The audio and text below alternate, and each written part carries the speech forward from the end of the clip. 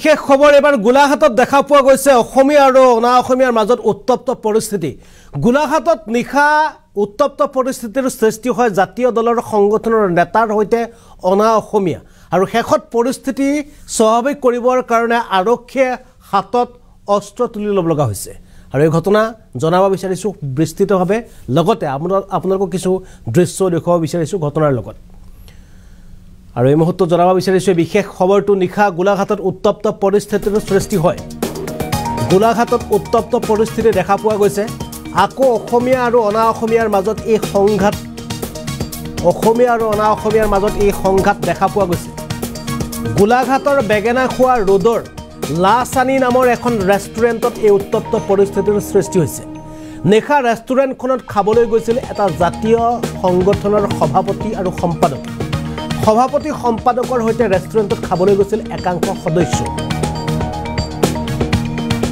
তেনেটা ৰেষ্টুৰেণ্টখনৰ বেনাৰ অসমীয়াত কিয় নাই বুলি প্ৰশ্ন কৰে ৰেষ্টুৰেণ্টৰ মালিক ৰেষ্টুৰেণ্টৰ স্বত্বাধিকাৰী তেওঁলোকে প্ৰশ্ন কৰে আসলতে বেনাৰখন কিয় অসমীয়াত নাই বুলি আৰু ঘটনা কেন্দ্ৰ কৰি দুই পক্ষৰ মাজত তৰ্কাতৰ্কি লিপ্ত হয় আনকি পৰিস্থিতি শান্ত কৰিবৰ কাৰণে আৰক্ষীয়ে তাত উপস্থিত হৈ হাতত পিস্তল তুলি ল'ব লগা হৈছে আৰু গোলাঘাটত নিখা উত্তপ্ত পৰিস্থিতি দেখা পোৱা গৈছে কিয়নো লাচানি নামৰ এখন এগৰাকী তুৰ্কিছ ব্যক্তিৰ ৰেষ্টুৰেণ্টত খাবলৈ গৈছিল একাংশ দল সংগঠনৰ সভাপতি সম্পাদকৰ লগতে একাংশ সদস্যই তেনে সময়তে তেওঁলোকে দেখা পালে যে লাচানি নামৰ ৰেষ্টুৰেণ্টখনৰ সন্মুখত নাম লিখা আছিল ৰেষ্টুৰেণ্টখনৰ নাম ইংৰাজীত আৰু সেইবাবে তেওঁলোকে অসমীয়াত কিয় নাম নাই বুলি তেওঁলোকে প্ৰশ্ন কৰাৰ পাছতে উত্তপ্ত পৰিস্থিতিৰ সৃষ্টি হয় আৰু আনকি হাতত আৰক্ষীয়ে বন্দুক তুলি ল'ব লগা হয় পৰিস্থিতি নিয়ন্ত্ৰণ কৰিবৰ কাৰণে এবাৰ সম্পূৰ্ণ দৃশ্য আমি ফুল স্ক্ৰীনত আপোনালোকক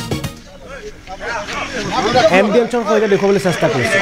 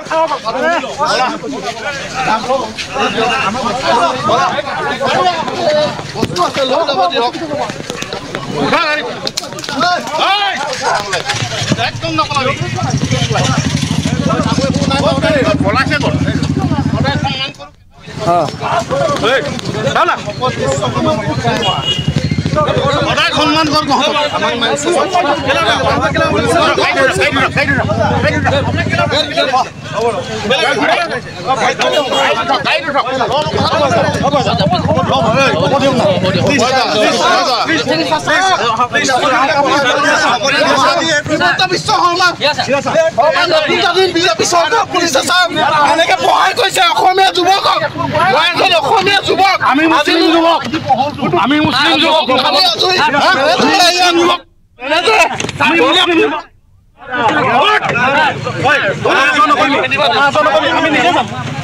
আমি মুসলিম যুবক দাউদ না আমি মুসলিম যুবক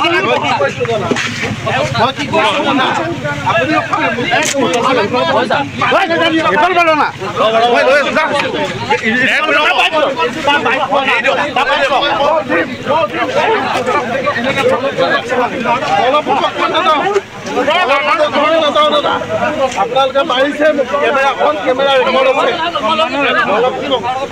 পইচা হৈ গ'ল মোক কোৱা নাই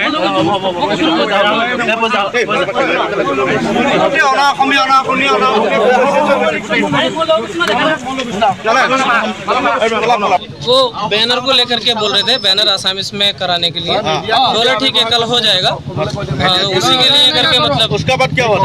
उसके बाद कुछ नहीं हुआ। क्या होगा? तुम्हारा दुकान में हम गया था, तुम्हारा दुकान में हम गया था, तुम ऐसा हमको बोला है बात?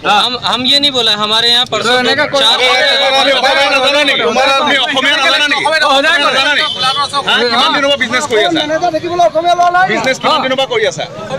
साल हो गया।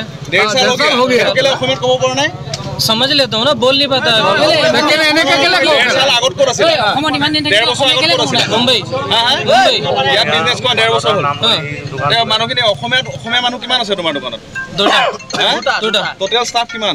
पाँचटा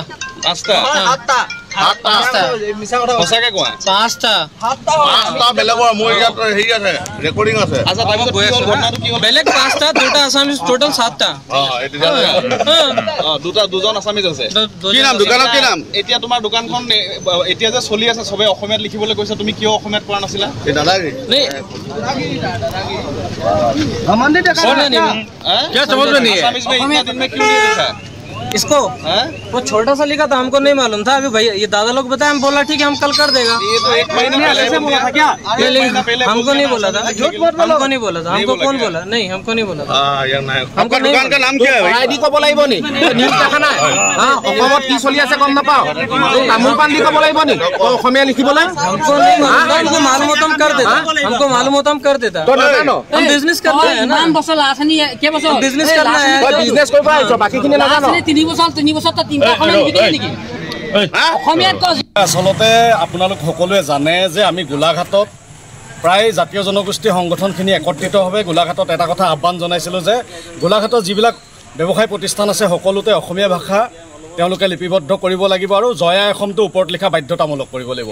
আৰু তাক লৈ আমাৰ দুগৰাকী সংগ্ৰামী সতীৰ্থই আজি তাৰিখত এখন অনা অসমীয়াৰ দোকানত গৈ তেওঁলোকে যাওঁতে তেওঁলোকৰ ওপৰত অন্যান্য বিভিন্ন ধৰণৰ তেওঁলোকৰ ওপৰত মানে কিবা কিবি অযথা কিছুমান বাৰ্ডেন দি পেলাই তেওঁলোকক আজি তাৰিখত এটা পৰিৱেশ সৃষ্টি কৰিলে অনা অসমীয়া ব্যক্তিকেইজনে। আচলতে এইটো দুৰ্ভাগ্যজনক বিষয় আৰু আমাক যথেষ্টখিনি প্ৰশাসনে সহায় কৰিছে আৰু এই প্ৰশাসনক আমি ধন্যবাদ জনাইছোঁ। আৰু আমি ব্যৱসায়জনক এটা কথা স্পষ্টভাৱে জনাইছোঁ যে গোলাঘাটত যদি ব্যৱসায় কৰিবলগীয়া হয় অনাগত দিনত কিন্তু অসমীয়া ভাষাত আপোনালোকে প্ৰাধান্য দিব লাগিব আৰু অনা অসমীয়াৰ যিটো দাদাগিৰি এইটো কোনো কাৰণতে চলিব নোৱাৰিব। আৰু গোলাঘাটত অসমীয়া প্ৰভুত্ব চিৰদিন চিৰকাল অনন্তকালৰ কাৰণে অসমীয়া আৰু খিলঞ্জীয়া মানুহৰ প্ৰভুত্ব থাকিব লাগিব। এই কথা কিন্তু আমি আজি তাৰিখত তেওঁলোকক আমি আচলতে সকীয়াই দিছোঁ। আচলতে আপোনালোক সকলোৱে জানে যে আমি গোলাঘাটত